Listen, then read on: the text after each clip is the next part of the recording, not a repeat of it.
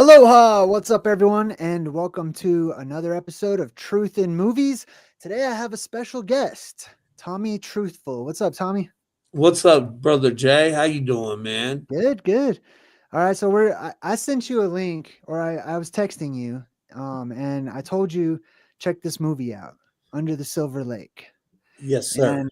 And the reason I wanted you to see it is because you're always asking me for good movies to check out and to watch, like ones that have, you know, esoteric symbolism and like clear messages, right? Yes. Sometimes they're more direct than others. Sometimes they're more subtle. And those of us that, have learned to like read the omens and we research and we can interpret and decipher signs and symbols and symbolism. Sometimes it's easy for us, but other times I feel like the movie pretty much stops, looks directly at the camera, and then they just start talking to like us personally. Like, this is a message. You know what I mean? This is one of those kinds of movies. Oh, yeah. It's probably one of the biggest kinds of movies where they show it. It blew my mind at how much truth was in this movie. I mean, it was pretty much everything we do. He was going through and decoding different movies, different books that were leading him to what he was looking for, you know? Yeah. Yeah, all these little trail of breadcrumbs that he was following that all made sense in the end. So that's what we're going to check out today. The thumbnail here you can see is just obviously like the one eye symbolism. And there's also this blue light as well. So I think that blue light has a connection to the movie as well. We start things off and we see this girl that's trying to erase some writing on this window. And it says, "Beware the dog killer." So there's a running theme throughout this movie that there's some sort of like dog killer, or they think that there's a dog killer because all the dogs are missing in this movie. This movie takes place in Hollywood, right? And for me personally, I think that the Hollywood connection has different levels to it. I think there's a lot of Hyperborean connections and symbolism and stuff, but also just the roots of Hollywood and the elite and their connection. You know what I mean? God. Does that say vamp back there behind her? Yeah, actually, let me see. Let's check out Bro, the background. does that say vamp? It looks like it says vamp. Okay, so in the beginning, remember when in the sex scene, Dracula's right above his head, and then it says vamp there, and then when he goes to that rooftop party, they're talking about Dracula again. Yeah, you're right. Yeah. So there's a huge vampire connection in this movie too. That's Yes, actually the there next is. picture right here.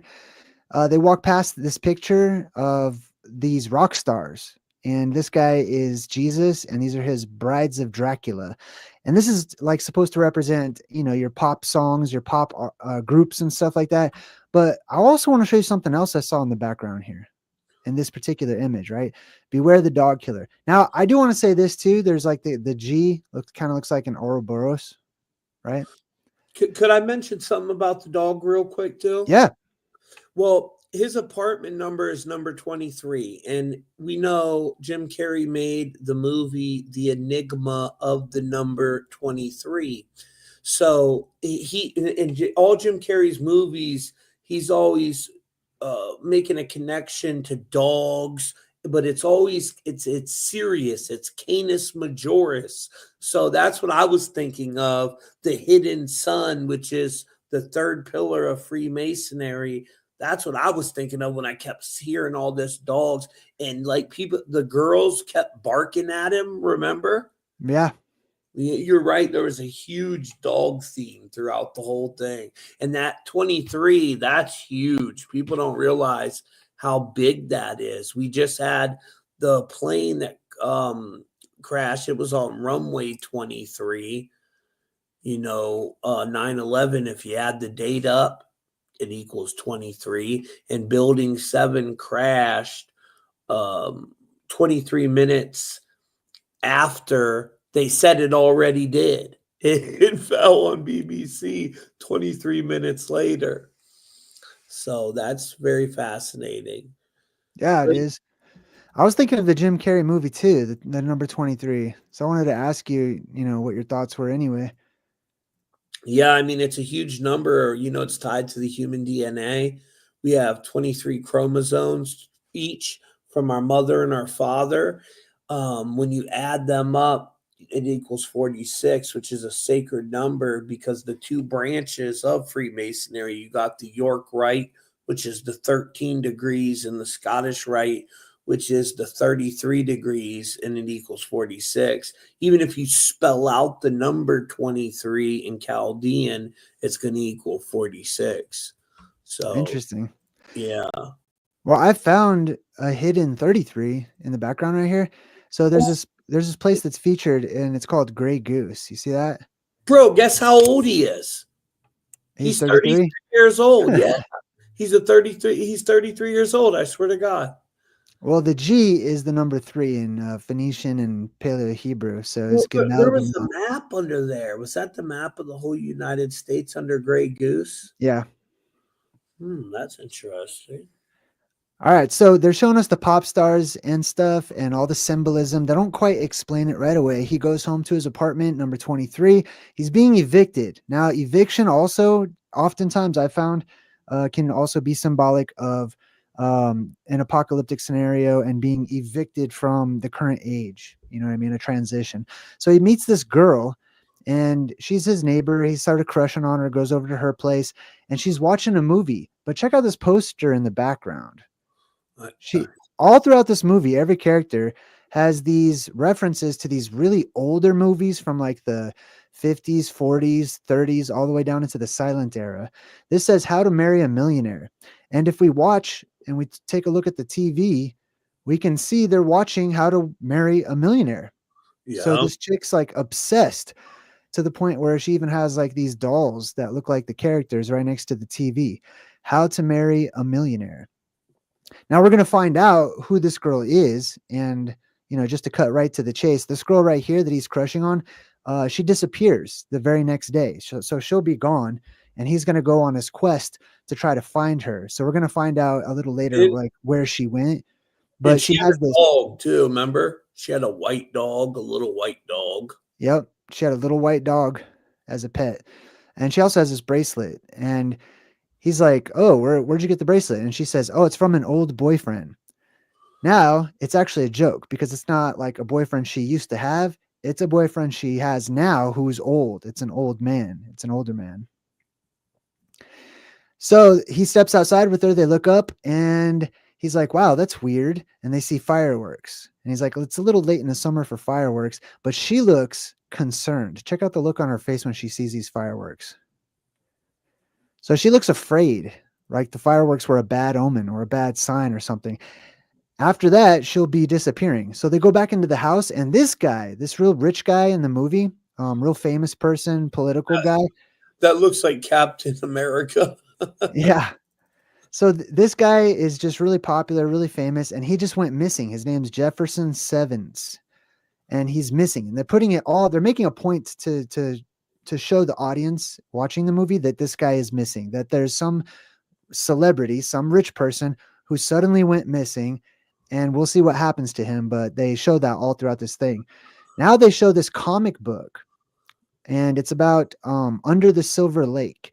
And basically, it's talking about the origins of Hollywood. And it says that east of Hollywood is really where like the movie industry and the music industry and stuff got its beginnings. And that place was called Edendale.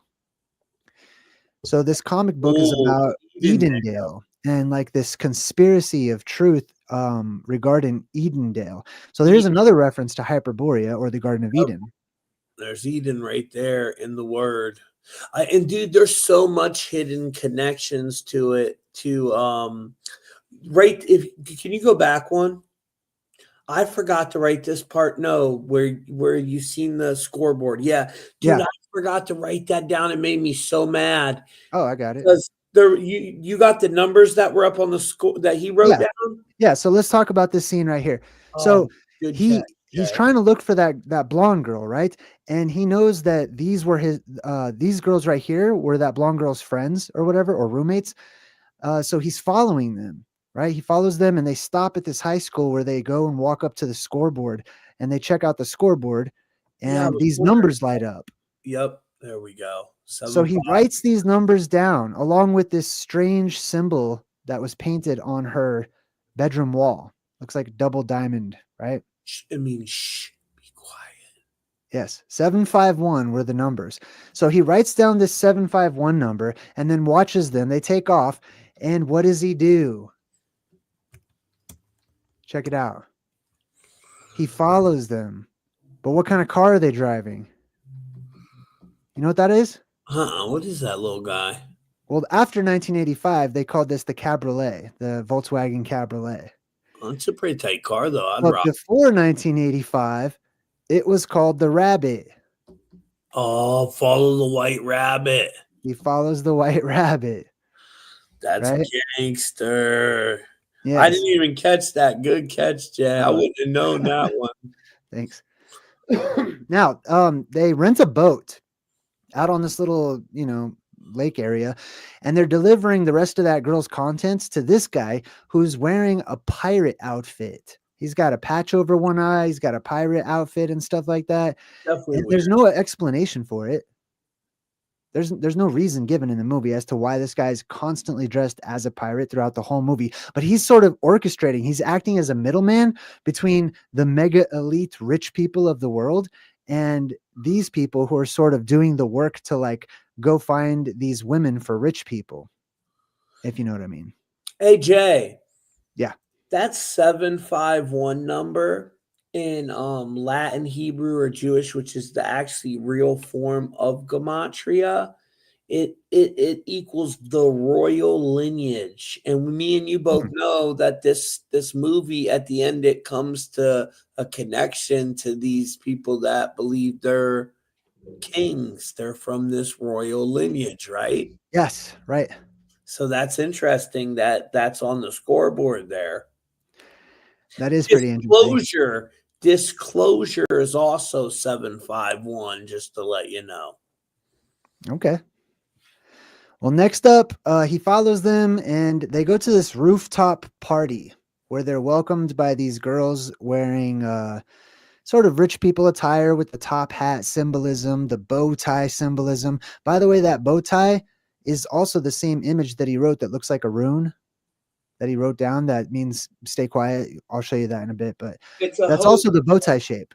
It's a hobo symbol. And remember his friend that, pulled out that book? He said that's an old hobo symbol that meant to be quiet. Right, exactly. I'll show you that here in just a sec. So check this out. So he's welcomed into purgatory. That's what they call this place, right? All these rich people, even greeted by people dressed as rich people, welcome him to purgatory. And then they offer him a pin. These cherries right here are just pin cushions. And he takes a pin. And this is not really explained that well, except for it's going to be used to pop a balloon. But check it out. He's walking around with this pin right when he gets to purgatory, almost like it's something that's needed in purgatory. And I don't know if you guys have ever, researched the lightning rod or whatnot, but this guy right here, he does a really good example of showing you the difference between using a rounded metallic object and a pin or a pointed metallic object. So he walks right up to a lightning generator or an electrical machine, and he puts the knob near it, and it just starts zapping the knob. But then when he puts the needle near it or the pin, there's no electrical charge whatsoever, and he doesn't get zapped. He's actually protected from electricity by holding that pin. So the underworld, I believe, is very electrical in nature. There's a lot of plasma and a lot of gases that are down inside of the earth. So that's something that could be used actually as a form of protection in the underworld or purgatory, which many people believe that, they associated purgatory with the underworld. Now, at this party for like the elite, he's got Jesus and what was it, Dracula's wives or whatever? Yep. And they're singing this popular group, and they're doing this song, and there's this blue beam behind them. Jesus saves. They give him a cookie, and they invite him to a secret party. Yes. I didn't think you catch the cookie. Yeah, so they give him a cookie, and it says 76 on it. What are your thoughts on the number 76? Well, I mean, there's so much connection to that. The Illuminati was formed in 1776, emphasis on 76. The Georgia Guidestones which state, the Georgia Guidestones are heavily connected to the plasma apocalypse, right? And when did it blow up, guys? On 7/6, which was George Bush's birthday. That's when it blew up, on 7/6. So there's a lot connected to 76 in the esoteric.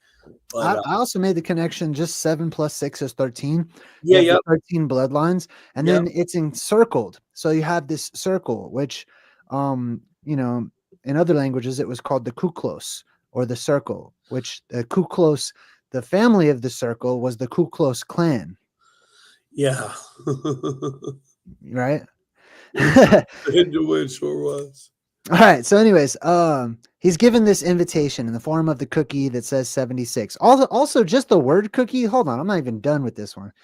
The word cookie. All right, these are some of those words that you see that represent the Garden of Eden. Okay, that's really what I'm getting at. All right. So this circular shape. Okay, there should be a cross in the middle if it represented the Garden of Eden. However, there's not. There's a 76, which means 13, aka 13 tribes.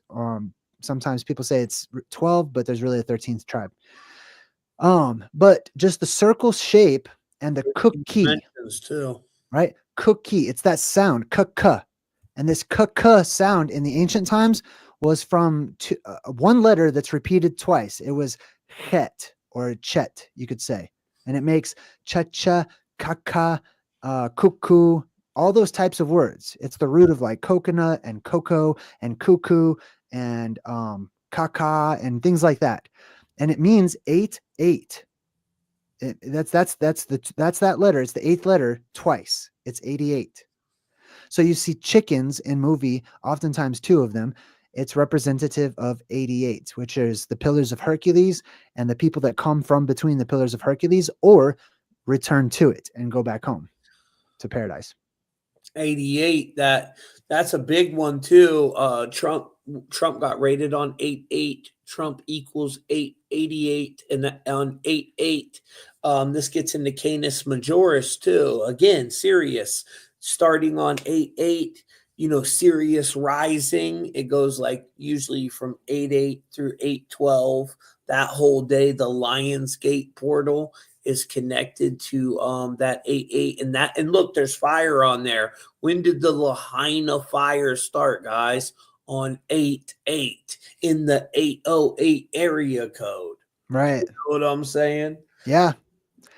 Shout out to Donut. I saw Donut in the chat. What's up, dude? Shout out to Donut. All right, so check this out. This is also this whole movie. I'm gonna tell you guys, if you haven't seen this movie, the whole entire movie is about the elite going underground to stay safe from some type of cataclysmic event, or to go into these portals to go to different worlds or places or whatever. Right now, the elite disappear. Famous people start disappearing, just like the dogs disappeared.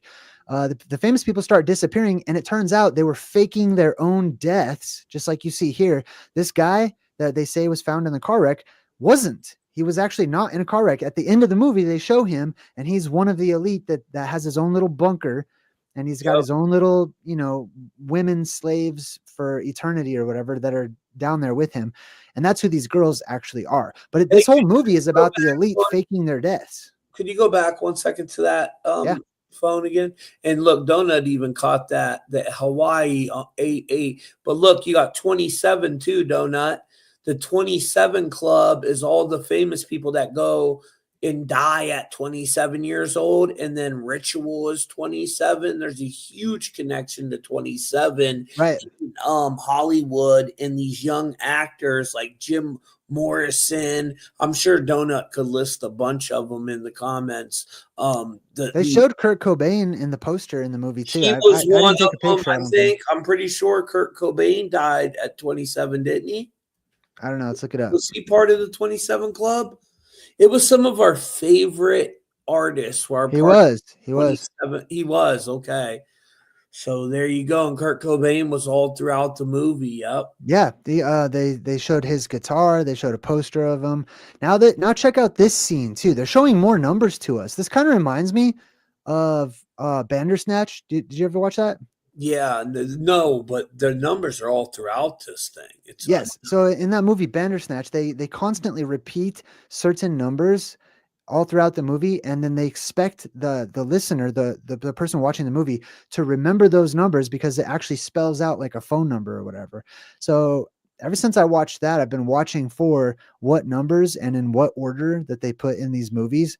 So for example, right here, they purposefully put 751 right next to the circle with the 76 on the inside of it with this Yeah. diamond, this double diamond.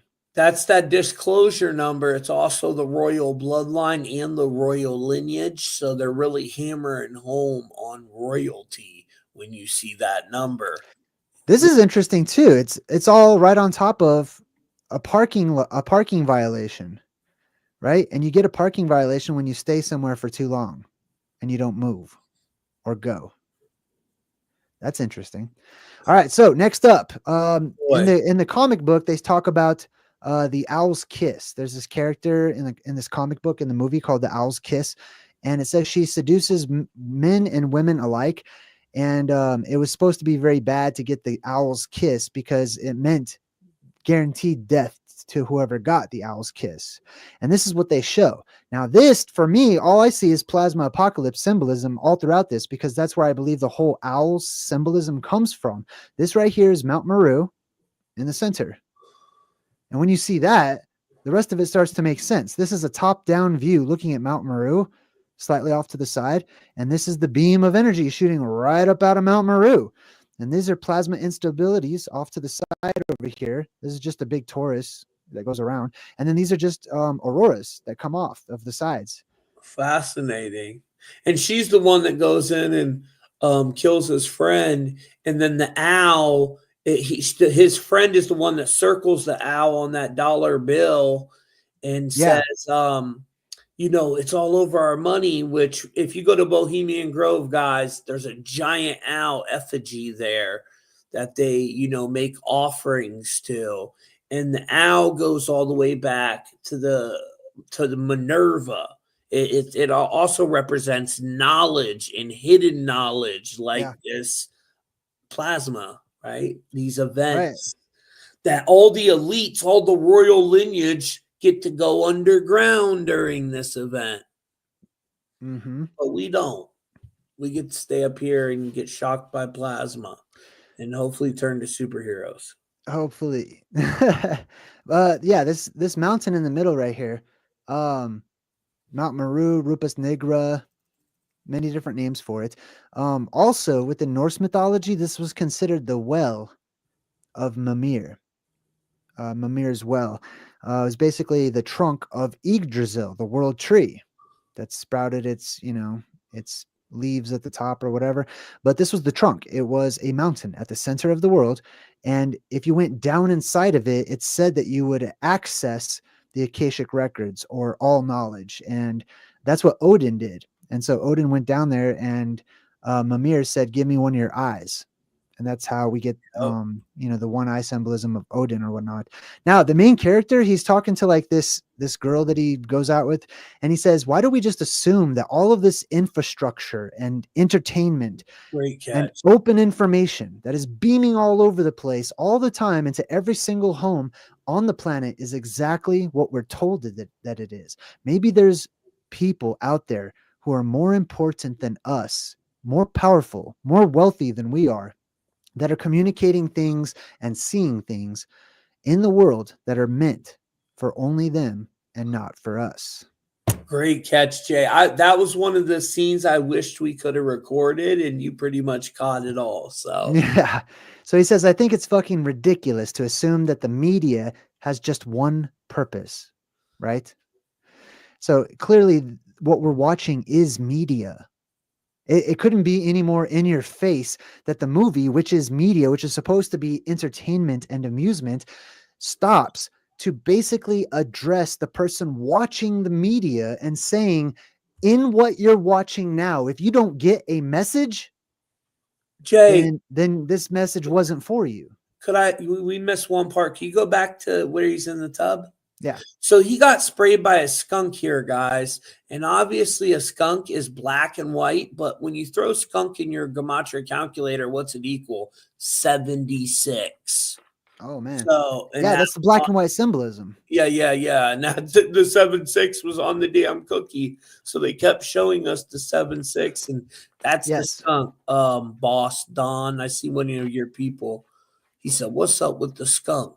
So Yes. So this the skunk is the black and white symbolism in at its core. And for me, I've said this many times, but I've found years ago connections from black and white symbolism to what I call fractal verse travelers, or people that bounce from world to world, and they wait until this world opens up, and then they come in, and then they stay here for a while. They set up shop, they rule that world, and they set up their families or whoever's going to stay there, and then they leave. They get ready for the next time that world opens. They go to the next Earth or whatever, and they sort of hop their sliders from world to world. And I see a lot of connections to people that are world travelers or time travelers, or go from one reality to another reality, which is also going from the outside world where we live to the center where I think paradise is, or, Hyperborea or the Garden of Eden. That's an entirely different world. That's between the pillars of Hercules. And that's the entrance into the underworld, which is the world underneath us in the hollow part of the earth. So he looks up and sees this billboard, and it's this girl, and there's these lenses. There's these lenses, and it says, "I can see clearly now."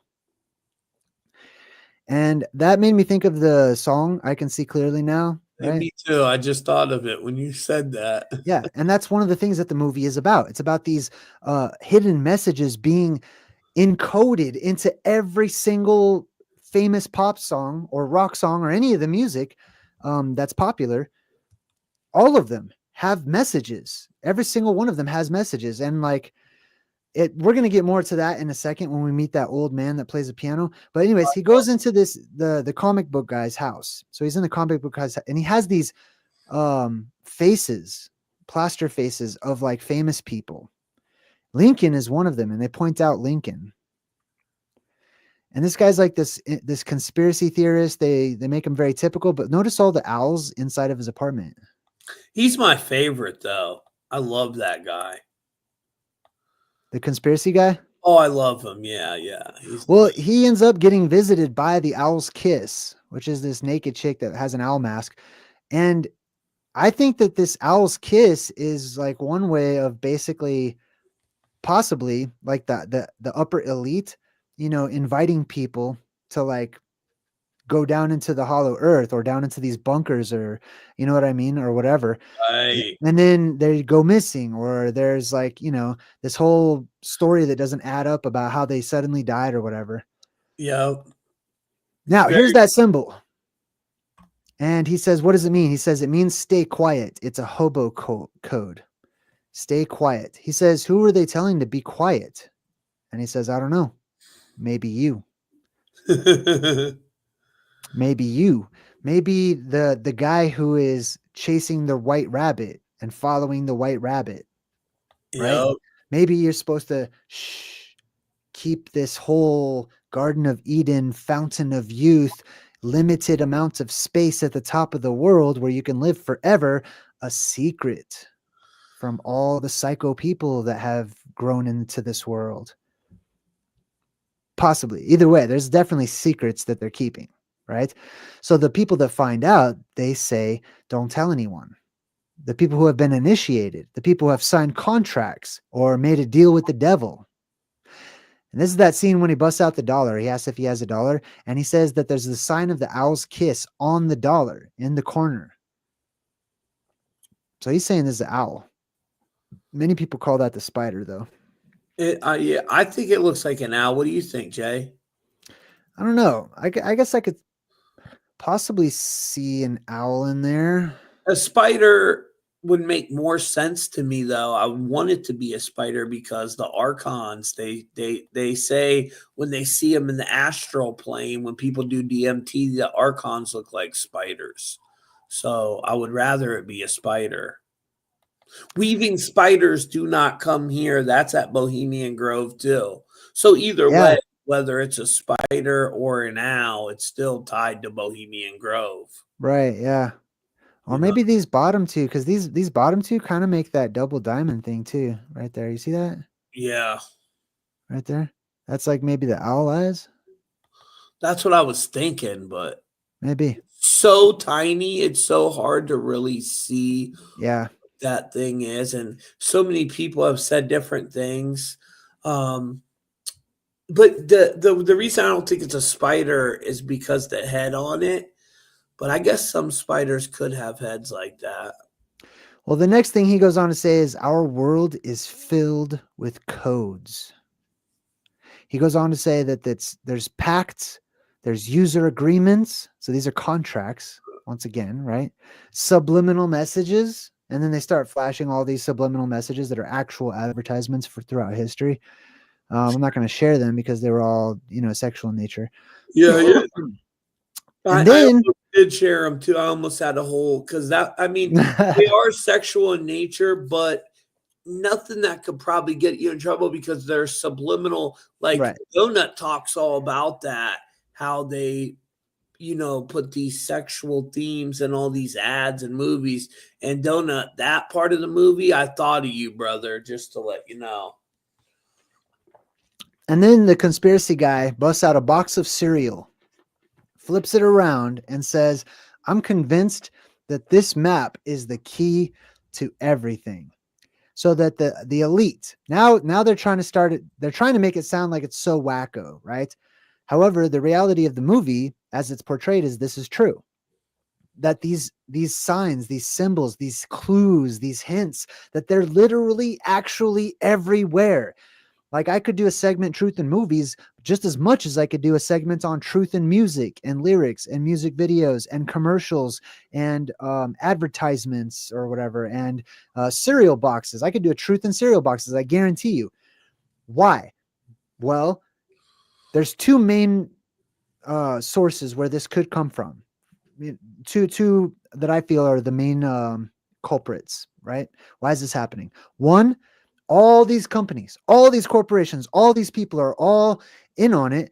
And some people would say they're rubbing it in our face. They're joking. They're just messing with us. They're insulting our intelligence or whatever. Other people would say, just like this movie, that they're communicating with each other. They are.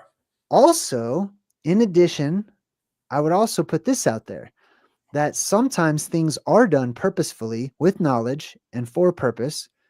But most of the time, there is no real secret in this world, that everything is existent at the same time. All information reverberates and bounces off of the walls of our world because we live in a closed system, and all the energy is still here. And therefore, all the frequencies are still here. And therefore, all of the energetic signatures that have ever existed and all of time is recorded and still happening, still here. Hey, dude, my name's on that box. Where? Look, that's my name I was born with. Schwinn? Yeah, that's my dad's last name. Swear to No God. way. H-W-I-N-N, yeah. Well, my name now is K-U-H-N because my sister's dad adopted me when I was 6. Yeah. But if you guys look, Jimmy Schwinn, my dad, you guys all who follow when me and my dad do the podcast, you guys know that's his name, S-C-H-W-I-N-N. Wow. Is there any connection to that name, Schwinn? You know anything about that? No. Etymology of it. Schwinn. I'm checking it out right now. Thank you. I always wondered. Very interesting. I didn't even catch that either. Win a Schwinn. Win a Tommy. It says here it's derived from Middle High German, the word swindle, meaning impetuous or fierce. Oh, swindle. I thought that means like steal. Also might refer to a bend or a swoop in the land. Interesting. Or the bike. Yes. All right, cool. So this guy's following those girls around. He goes to this outdoor movie showing that's at this cemetery or necropolis, and says, "Hey, are you the girls in the movie?" Right. So these girls that he's following, one of them is actually an actress. So this is a Hollywood movie that they're debuting, that they're showing, and one of the actresses is this hooker, essentially. And so they both get into this car, into this limo. They drive off, and guess who shuts the door? Oh, the pirate. The Yeah. one-eyed pirate with 54 on the license plate. And that Yep. was in the movie, what was it called? The one where they put the glasses on. They Live. Oh Kilo yeah. 54 was sending out the frequency That's right. and everybody asleep, remember? Yes. Yeah. Well, I think the frequency comes from 54, which is 9, and the letter for 9 is the tet, which is a circle with an X through it, which is the Oh, symbol for the Garden of Eden. dude, go back to that box of cereal real quick that had my name on it. Okay. Just real quick. Add Boom. the number, go zoom in, add the numbers up. You got 2, 5, and the 1, 1. What's that equal? 9. I was going to say that to you, but I didn't even think Oh, about you're it. right. Yeah. So there's 2 nines we're seeing in a row. Boom. And 101, that reminded me of the movie Ready Player One. All the bad people were working for that major company. They all had the 101 on them. Remember, Jay? Yeah. Yeah. We should definitely break that one down together again. All right, so back to the movie. So this dude goes to the secret party, right? And you can even see there's a sign, just in case you were wondering, that this is like a secret elite meetup. Summertime secret show. Yeah, they just put it on the sign outside. Yes. Here's the secret show. Come on in. So Go up. the guy shows his cookie. That's his pass to get in with the 76, showing I'm of the bloodline, right? Don't The you have to eat 13. it or something to get Yeah, he in? says you have to take a bite. You Right. have to take a bite before I can let you in. I Now thought it's it was dosed. poisoned. What's up? I thought, oh, it was dosed, right? Yeah, so the whole cookie's dosed. Like one bite should have been enough. So he puts the whole cookie in his mouth, So he's eats gone. the whole cookie. Now look at where he is though. See, it's this older architectural style, the Greco-Roman style, and he goes in between the 4 pillars, right? Now, I've been talking lately here on my channel about the septentrion or the septentrio and these 7 beams that have been seen in the sky in antiquity and how they're arranged in Hyperborea and stuff. And I speculate that there are 4 pillars that come from those 4 quadrants at the center of the world, right? Or 4 plasma volcanoes that each one would erupt its own light into the sky, giving us 4 pillars. And within those 4 pillars is the house of God, or which is Mount Meru or Rupus Negro, where the light lives and is born. So he goes up in between the 4 pillars in order to get into the secret place. As you can see right here in the next slide, he's underground. This is just all a cave. He's inside of a cave. So he goes into this place, which is a Greco-Roman style of architecture, which worked more with the electrical fields and stuff. And then he goes down underground. And then he says, I heard there's some kind of code or like a secret message in these people's music. And he's asking this girl about it because he knows that she's in Hollywood, so she's connected, right? So then the drugs start kicking in after he starts trying to ask about, following he tries to follow the white rabbit. He tries to do some investigative reporting, and then the drugs start kicking in. They dosed him, and he didn't realize that he was being dosed, right? So he starts dancing. He stops paying attention. He stops on his path. Then he wakes up the next day, and he sees this again.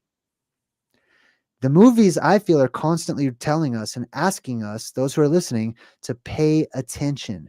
There's literally a movie production company that's called Focus. And you know what I mean? Like they talk about some pretty deep stuff too. So then he opens up this pizza box and he starts writing down all these codes, and he's finding codes in the music, like codes, secret messages that are hidden within the lyrics of the music. And this is not uh conspiracy theory. This is fact that, they did things like backmasking and hiding things in Yeah. album covers and whatnot. Yeah, they still do. And somebody in the comments asked, what's 76 mean? Well, I broke down some of it in the beginning, but in English ordinal, ascending is 76. And you'll see when we come to the end, that's what this is like all about, ascending. So So that's it what I think they're going to do, ascend. turns out that these girls are Hollywood prostitutes, basically, that they just sell their bodies, The you know, shooting. and they end up meeting all these upper echelon people because they don't want to date regular people in the public. You know what I mean? Like that's difficult for famous people to do. And then you have the typical 555 movie phone number, right? Well, this is really interesting. I've talked about this a few years back, but 555 is the Roman numeral VVV, which is really the letter Vav, Vav, Vav, which is the sixth letter. Yeah. So Six. 555 is code for 666 in the movies. And shooting star, if you put, well, shooting stars anyways, is 76. Just shooting star is fit. You have that 54 again in pi. It's also 137 in English Kabbalah, which 137 is the 33rd prime number. You take the 47 by 90 degree Freemasonic compass, you add it together, and you get that 137, the 33rd prime number. The guy running around chasing the white rabbit is a 33-year-old male. Nice. Well, he's hanging out with this girl. She starts divulging Hollywood secrets because she's seen a lot of the people, you know, that hire her basically for her services. And she starts telling this story where she was invited to this really ritzy neighborhood, aka the Garden of Eden or Paradise or something. And she says, the biggest house on the block. So, like, let's say that we're making a Hyperborean connection. That would be Rupus Nigra or Mount Meru. This big stone mansion, right? Another Meru reference, in my opinion. We weren't allowed to go near it. So it's off limits, right? This is places like the Arctic, the Antarctic, and stuff that are essentially are off limits. It's the only place that's off limits, she says. Talking about how it belonged, this house, this huge stone mansion, belonged to some songwriter. Now, the reason that she starts telling him this story is because the girl he's looking for, she saw her at one of these upper elite echelon parties. And she's describing this place where she was. And she said that the girl he's looking for, she saw her trapped in this glass cube. And she was just sitting there emotionless. And while all these old rich people were like tapping on the glass, basically it sounded, the way she described it, like she was being auctioned. You know what I mean? Like it was an auction or something for the rich to buy. So he goes back, he starts trying to figure out and decode the, you know, the message that's in the music. He starts writing down the message and it says, rub Dean's head and wait under Newton. So he figures out this code and it takes him to Griffith Observatory in Hollywood, in the Hollywood Hills. Another older style building that has these domes on top. But this particular observatory seems to be prominently featured in a lot of different movies. Have you guys noticed that? This was in Fallout. Remember that series Fallout? Yep. Yeah, they take us to Griffith Observatory all the time. This was in Why? this was also in that movie with Jim Carrey where he like had too many Red Bulls and he's jogging or whatever. This is where Yeah, he is. why do they keep taking us there? What is there that they want us to see, Jay? What do you Right. think? Good question. Well, here's some clues over here in the actual architecture. I pointed this out when I was breaking down the symbolism of the old world and the mysteries of the old world and old world resets, old world architecture. You'll see this combination all the time in these old world structures where you have a building with a dome on it and across from it, an obelisk. Almost all the time. The dome, like I showed you earlier, attracts electricity. The obelisk or the pointed portion repels it or it prevents it. It helps to prevent it. That doesn't mean it can't strike. Okay. The lightning rod. I get yelled at all the time because people are like, lightning rods are made to attract lightning. No, they're not. They're not. Okay. They're grounded in case they are hit by lightning, but they're made to put a whole bunch of positive energy up into the air to dilute that negative buildup that's above the building or whatever. Yeah, that is actually true because my grandpa has one on his house and a copper cord runs down to it, grounding into the ground. He still has one, my grandpa. And also the obelisk represents a phallus too. Yeah, I say that. There's a lot of sexual, connections in this movie. A lot. There are a lot of sexual connections in the movie. So he goes and he sits down underneath the statue of Newton. And then the homeless king shows up Oh, and tells him to put a blindfold over his eyes. He says, I'll take you where you're looking to go.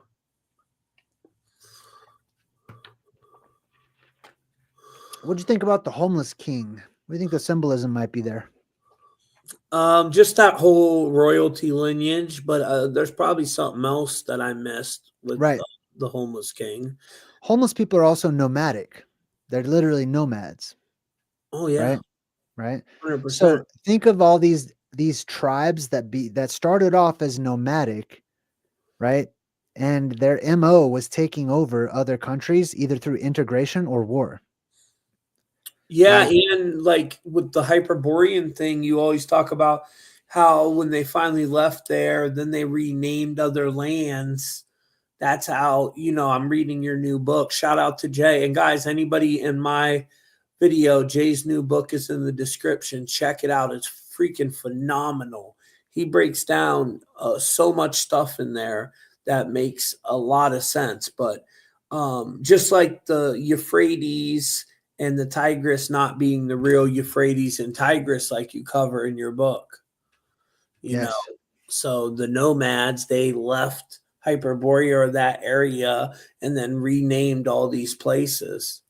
But he takes them to the underground, right?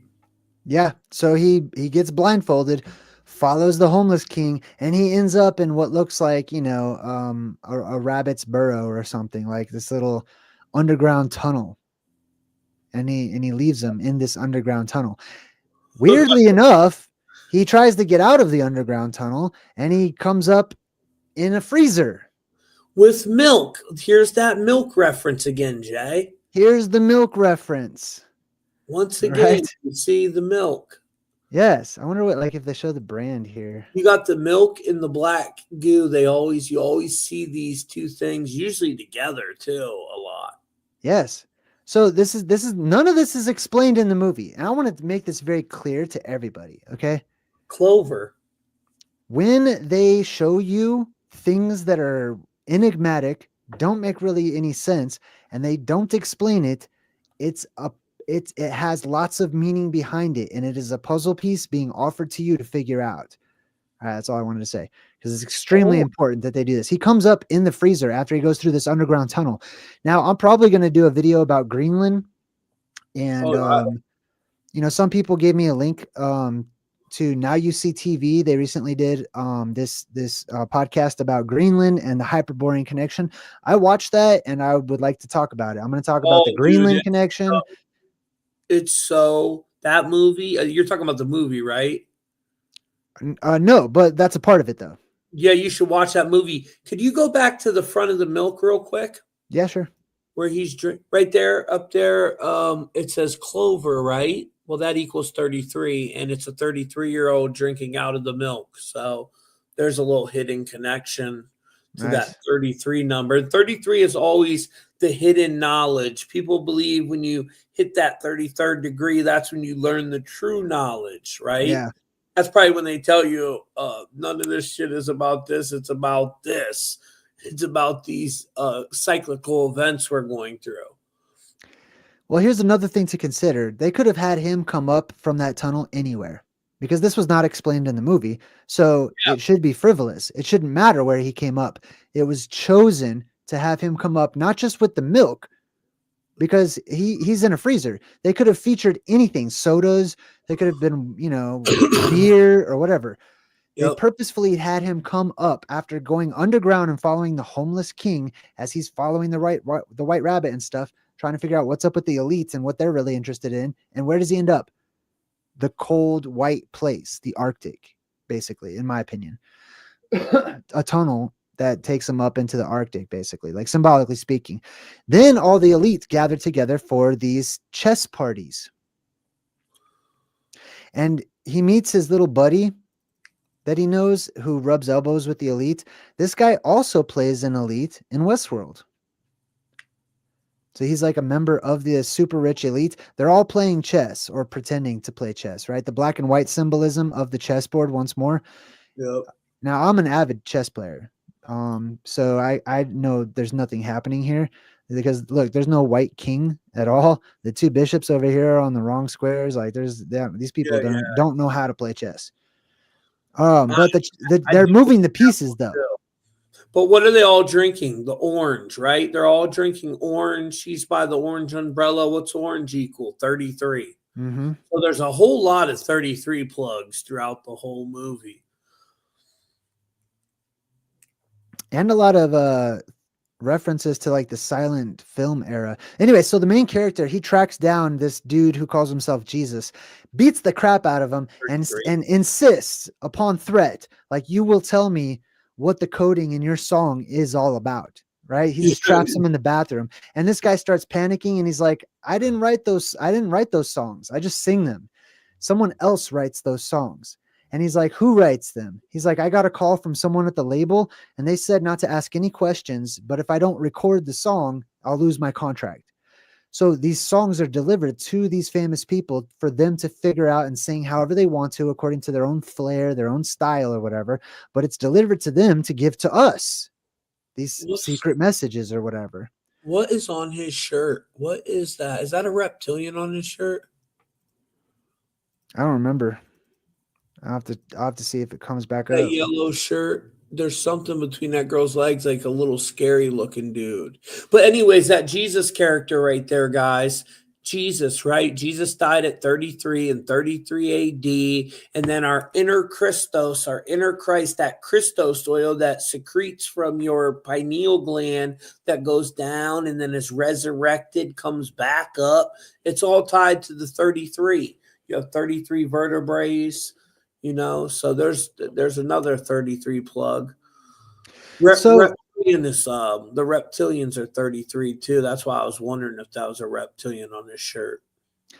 well, he tracks down the source of all of these codes, and it comes from one guy. And this is that mansion that the other girl said was off limits. It's the mansion of the songwriter. I He's love sitting at the piano. He goes in. He notices this is Kurt Cobain's guitar. The songwriter says, I don't always worry what the message is. I just pass it along. So he's given the message. He writes all these songs from secret codes that are given to him, and then he turns them into songs. And then they give them to the labels and whatnot, and tell the labels, find people to sing these songs. And there's every single one of them has hidden messages, hidden codes. He says, I write the music that your dad grew up to. Half of what you sang along to as a kid, I wrote that. Teenagers are dancing to my music. Yeah. Then he starts like singing the Backstreet Boys and all these popular famous songs and stuff. And he says, so there's hidden messages in old pop songs. And he says, movies, television shows, everything you know. And so he's saying there's hidden messages in every single thing. Here's that picture, by the way. Yeah, what is that damn thing on his shirt? I don't know.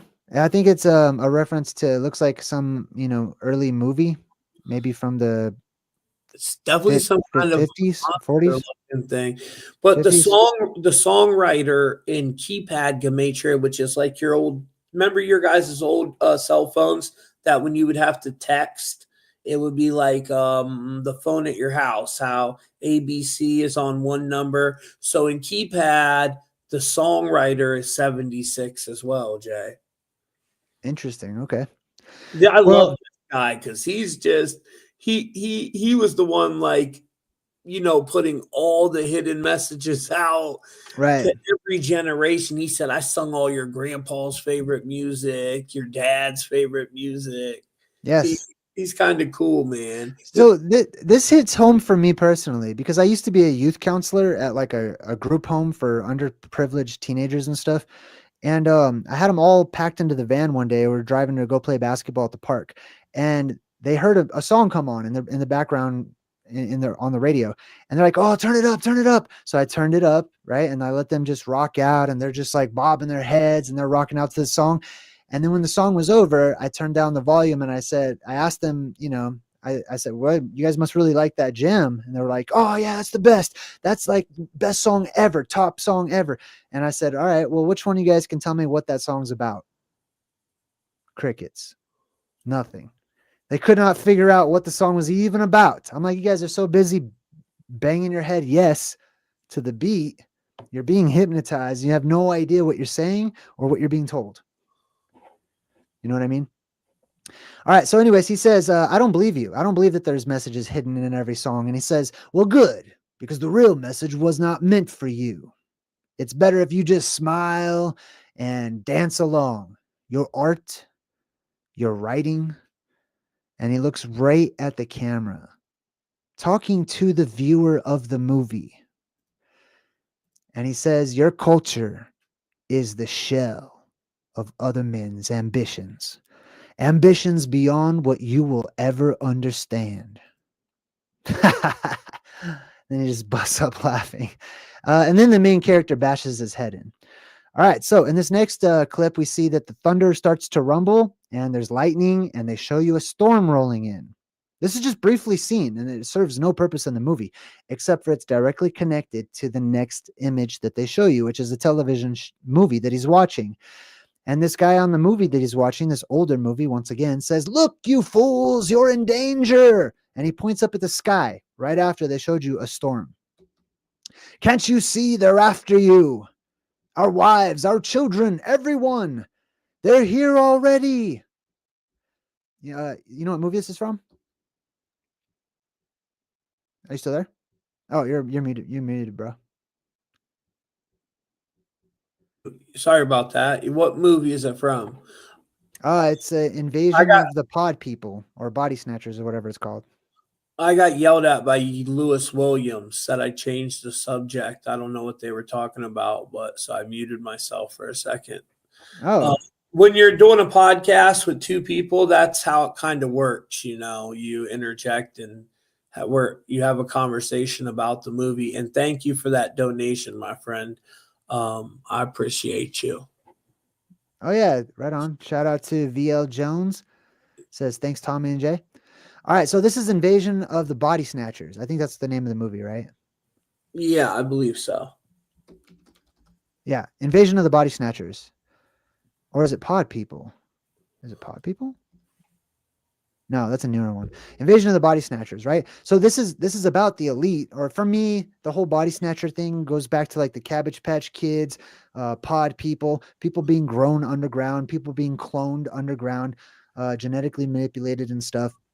That's what they're watching, and they put what's on TV on the movie. You know what I mean? Like, hey, look at this. This is related to what you're watching. Anyways, so he finds that secret map and he overlays the map onto one of these centerfolds of an old Nintendo Power magazine. Level 9. There's the 9 again, Jay. Oh, you're right. Level 9. Check that out. I didn't even see that at first. Yeah, 9. 9 represents Hyperborea and Garden of Eden and stuff too. Also Link. 9's a completion number. It's a number of the back in the old days, like in the Akkadians, they wouldn't even use the number 9. That's why the Chaldean cipher is based on 1 through 8, because it was considered a divine number, so it represented God. So he's got this, it says complete strategy map of the overworld. So he overlays that. He figures out this code and where to go on this map. And he's following the secret map. This is just exactly how I feel when it comes to the old maps and looking at Phantom Islands and the North Pole and stuff that's featured on old maps. So he figures out where to go and he circles 2 places on the map. Silver Lake Reservoir, which used to be called Edendale, right? The east side, the old east side of Hollywood, and then Mount Hollywood. So a lake and a mountain that he circles on this map. Then he starts going in search of the treasure, or he starts trying to follow the map. He has to climb over this wall with these 3 stripes on it, right? And basically those 3 stripes indicates this is a dangerous place. Okay, you're now headed into dangerous territory. That's the hobo code. Curious. I didn't pay attention to that in the hobo code. So that's what that one means? Yeah, it means you're entering into dangerous. This place is not safe. That's what it means. Okay. All right. Our world where we live is safe. Okay. You guys have internet, you got electricity, you got cars, you got food stores and stuff. It's a very safe world, so to speak. Okay. Even though everybody is a slave. Because you exchanged your freedom for comforts of life. But anyways, when you go to Hyperborea, when you return to the Garden of Eden and you go back to the island of the Hesperides and you return to the place of emergence, that's a dangerous place. There's monsters, there's dragons, there's giants and tiny people and strange and wonderful magic creatures and items, and it becomes everything fantastic. Now you're living, because now you have to. Now you're on edge. Now you're on alert. You could die at any moment. You never know. Now there's purpose aside from just waking up, alarm, breakfast, coffee, tired, take a break, go to work all day, zone out, come home, have a break, go to sleep, and then wake up and do it again. Right? So he goes over the walls, right? Climbs over this sheer-faced little wall right here with the 3 beams on it. And he's deep in the Hollywood Hills with his gun. He's trying to find out what's going on up here. And he meets this super rich guy who has his 3 prostitutes that are in there with him. And he's basically, he says it's about ascension and not dying. He tells him, I followed the clues and I went to that underground, bunker or whatever. He says it's not about being buried and we're not dying. We're being transported to another world. So it sounds very culty on the surface, but in reality, it's about the elite being transported to another world. Like I said, the black and white symbolism, hopping, island hopping, sliding, etc. I'm talking about something exclusive, he says. So this is like, he makes it very clear. This is only for the upper elite of the upper elite. This is for super, super rich people. He shows him a picture of the girl that's missing, which is her. She was one of the concubines of that other famous dude they kept on showing throughout the movie, who they say died in a fiery car crash, but here he is laughing and smiling in his toga, going into the underworld paradise, wait out the apocalypse or something. You know what I mean? So anyways, he starts trying to look for the girl, and the rich guy's like, yeah, she's down in the bunker right now. She can't make any calls, but we can call her. So he lets him get on the video phone. He calls her. She's like, yeah, I'm fine. I'm doing good. And I'd rather stay down here. Thank you very much. So he leaves. What's that? I said for 6 months, and then they run out of food and die. Right. All right. So they let him go, or he passes out, right? And when he wakes up, he's underground once again, tied to a chair in front of the homeless king, who says, don't mention any of this to anyone. Don't tell people about this, right? And the world is so conditioned these days. No one would believe you if you told them the truth. Most people.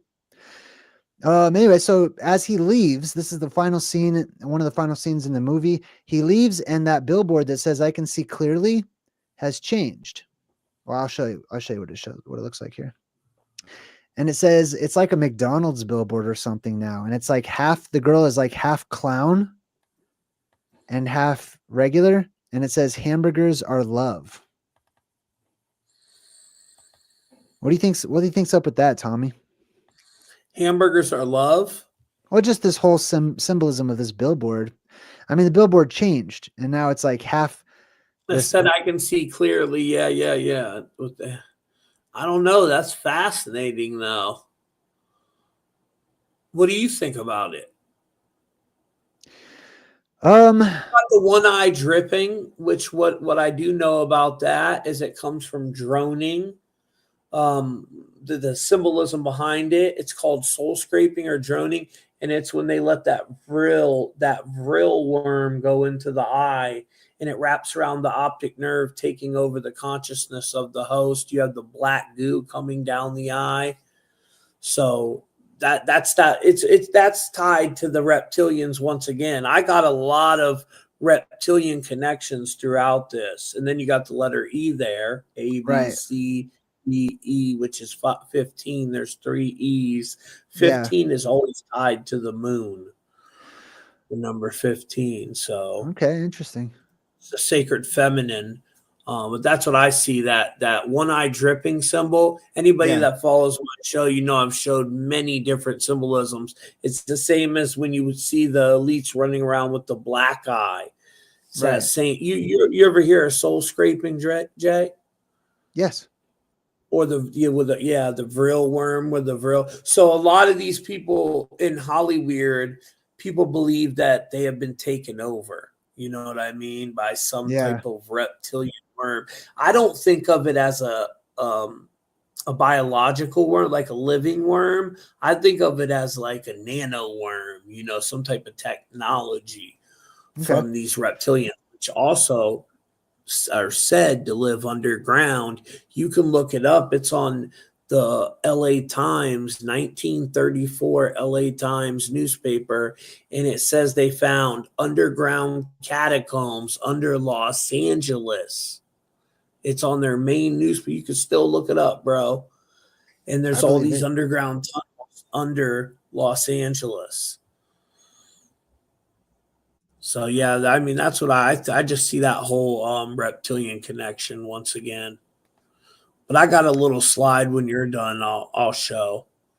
Yeah, for sure. For me, all I got out of this was he returns, from this secret, from all these revelations and stuff, looks at the billboard he's been looking at this whole time, but then he gets a different message, right? And the message that I'm looking at is this once was a human, this once was a person who has been converted into a cartoon. So truth converted into cartoon or being cartoonified. Also, the human changing into this um, McDonald's like mascot who looks like it's crying, right? Basically being sad that all of the people who don't have safety during the apocalypse are essentially going to be food for otherworldly monsters that come up out of the middle of the world and from the inner earth, and giant insects and crazy ridiculous monster type phantazoids that will eat people like their lunch, like it's a huge harvest or something. Yeah, maybe they're reptilian. Yeah, I'm sure there are going to be some reptilians. But that's all I got. Let me go ahead and I'll let you share your screen, and I think you got like a little presentation on the stuff here. Just a couple little things. Hold on one second, and let me put this over here, and then I'll turn it into a PDF so I can pull it up. But yeah, that was amazing, Jay. You caught things that I didn't even get, like throughout the whole thing. You know what I'm saying? I didn't see none of that. So um, you just did a phenomenal job on catching that. And I like how you broke down in the when he's in the bathtub. I was trying to figure out how to get that because I know um, we can't share, like the video. Right. I was like, damn, how can I get what he's saying in there? And you did a great job on that. So, great job with that one. Hold on, let me grab this. Oh man, it's not letting me pull up my PDF. What the hell? Hold on one second, guys. Let me see if it'll let me open this. There we go. I didn't get much. Like Jay pretty much got everything, but I'll show you a couple things I did get.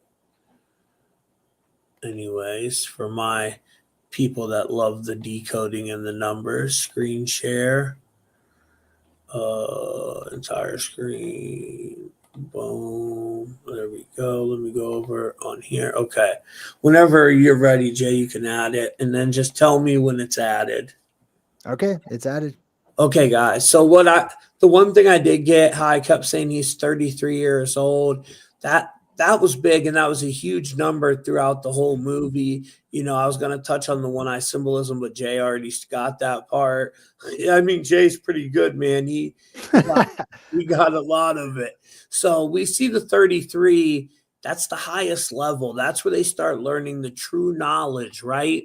And the Scottish, this symbol right here is a symbol from the Scottish Rite, the double-headed phoenix, and you'll see it two ways: one with the number 32 on it and one with the number 33. And from what I've learned, when you're going from the 32nd to the 33rd degree, that's when you start learning a lot of that true knowledge. And 32 is also Nephilim, but then you get into the 33. So that real energy, 33, which comes from inner earth, they say there's a connection to the plasma there with the real energy. And 33 is also reptilian, cinemagician. The cinemagicians are the ones creating these movies, casting spells on the audience, which cast a spell is 33. And pi, these are two very powerful ciphers, pi and Chaldean. And magic, I put English order in there because that's kind of what they're doing. The cinemagicians are performing ancient alchemical magic, using these movies to bend and manipulate reality to us. In the beginning, Right. when he was having sex with that girl on the bed, just for a brief second, they showed the 173 when they're playing tennis on there, which is the biblical Kabbalah code 173. And that gets into half Draco, the reptilian connection again. In 1934, there was the underground tunnels under Los Angeles that showed these catacombs, these lizard tunnels. You see right here. You can actually go on the Los Angeles Times, and let me see their Hmm. actual. Here it is, Los Angeles Times. Have Did you ever lizard heard people about this? live under Jay? LA? Yeah, dude, they had freaking lizard catacomb tunnels under Los Angeles. And let me tell you, let me break this down real quick. So the story goes, the guy that found this, he thought there was gold down there. See, it says gold everywhere. But then the Native Americans came and told him, no, these catacombs were founded by these reptilian entities, and they went down there after a major cataclysm. Oh wow. I swear to God, dude, a major cataclysm is what the reason they went down there. What's it say? Elon Musk didn't invent the idea of drilling holes into Los Angeles. Warren Sheffield did it first. Yeah, he did. That's the guy who went down there for the gold. And yeah, man, I mean, it's pretty crazy that it's actually in their newspaper. It was 1934, January 29th, 1934. And you could see a lot of major here's the actual clips from the Los Angeles Times. Underground tunnels. There's that Sheffield guy. But yeah, pretty interesting, right, bro? Right. Yeah. Underground I lizard. mean, LA is called the Angels, right? City of the Angels. Yeah, so I found that interesting. You already caught the 23 on the door, but apartment 23 spelled out equals 237, and the satanic hip hop industry is 237. The songwriter, he's the one writing the songs for that whole industry Right. that's putting the codes into the music. And Right. where do we see that number? Well, it's from The Shining. Right. 237, remember? Room 237. So Wait a that's minute. How far away did they say the moon is? 237,000 miles away, right? originally, yes. Originally, you're right, Jay. And then they changed it to 238. But yes, sir, that's another Mm, moon connection. Because it used to be from they said it was 237,000 miles away, and then all of a sudden they change it to 238, which is weird. right. And I would like to know, you should look that up, Jay, when that change happened, because it's kind of interesting that JFK, right? He was killed in a Mercury ritual. Mercury is the god of transportation. JFK was killed in a car, and then Lyndon Johnson sworn in a Mercury ritual on an airplane. He's sworn in to be the president at 2:38 p.m. on a fucking airplane. And 238 is tied to magic. It's a number they use for magic as well. But Right. Jay's 100% right. It used to be 237. So maybe that's why Hmm. they use that number so much. And Well, 237 equals 12. So 238 equals 13. There's a 13 again. yeah, the 13 again. And But then it's the distance to the moon, right? So under, like, for example, my cosmology, the moon, the real one, the physical moon, is the apex dome at the top of the firmament. So you have a beam from Mount Meru that gets smaller as it goes further and further away up into the sky, which is the bottom of the keyhole, and then it touches the eye in the sky, which you look in the middle of that maze and it's an eye. it sure is, ain't it? And the keyhole symbolism, Donut has a great breakdown on this. There was some keyhole symbolism in the whole Las Vegas situation. Remember that? Yeah. When the dude was so the dude was on, he had 47 weapons that he got found. I think he was on floor 32 or something too. Man, we should do The Shining. We should do The Shine. You know which one I would love to do it? Me, you, Donut. Like, we need to do a whole Truth Mafia team again. But I would love to do Dr. Sleep, bro. Dr. Sweet, bro? No, Dr. Sleep. Dr. Sleep. Okay, yeah. I said Dr. Sleep, bro. But The Shining would be good. Maybe we could do The Shining first and then Dr. Sleep, because Dr. Sleep was supposed to be like the prequel to The Shining, right? Yes. No, that was the sequel, I think. The sequel. The Okay. kid was all grown up. Yeah. So, but yeah, because Dr. Sleep, they show all these nomadic, like vril vampiric entities, Right. Yeah. that feed off the life force of these children that have the shine. And the shine are kids with special abilities. And I just got done reading The Institute before Stephen King's book, The Institute, and he talks about kids with the shine in there. That whole book is about children with special abilities that the government would steal them, wipe out their families, take them to black sites, and use them as psychic weapons. And then the movie Dr. Stephen King made called The Dark Tower, which the Dark Tower, Jay, it holds all the different realities together. So there's this one kind of reptilian guy. He wants to destroy the Dark Tower. And he makes a reference in that movie to the children with the shine. So there's something going on in Stephen King's books and movies with that whole shining thing. These kids with telekinesis, telepathy, remote viewing, and that could also play into your cosmology, right? Yeah, shoot, that plays into my personal life.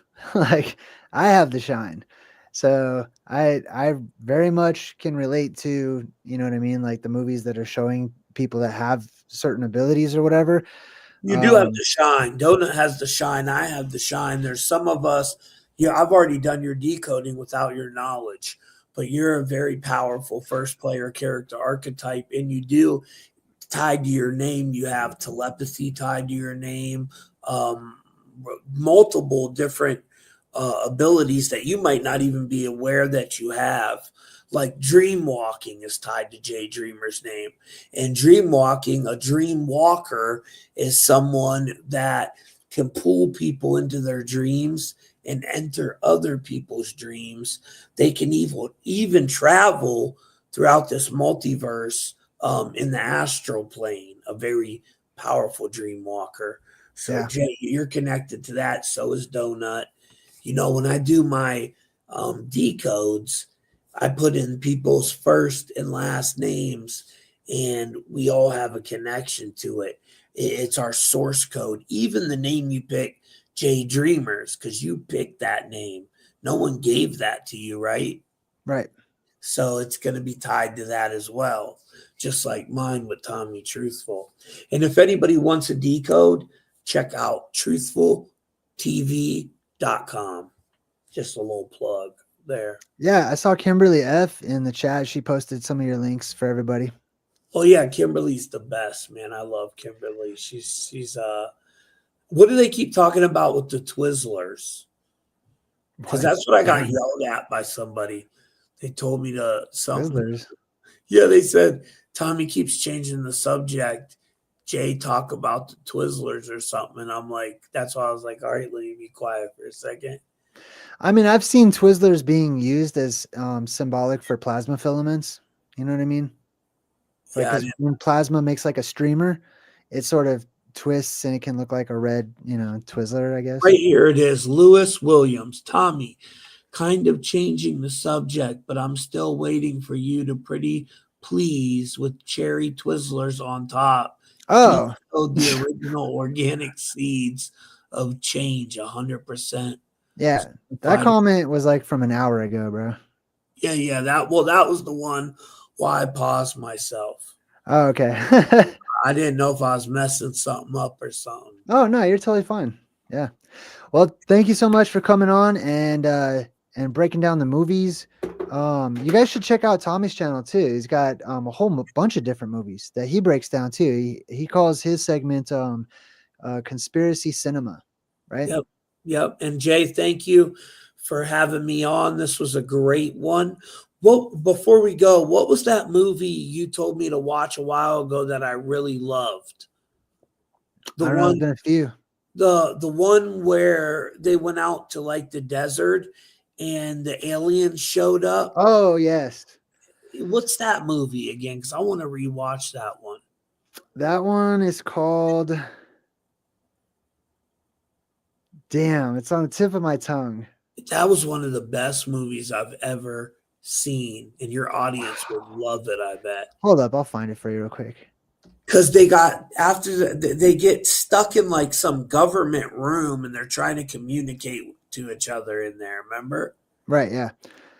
All right, hold up, I'm pulling it up. And then everybody in the town Signal. It's called The Signal. Yeah, The Signal, guys.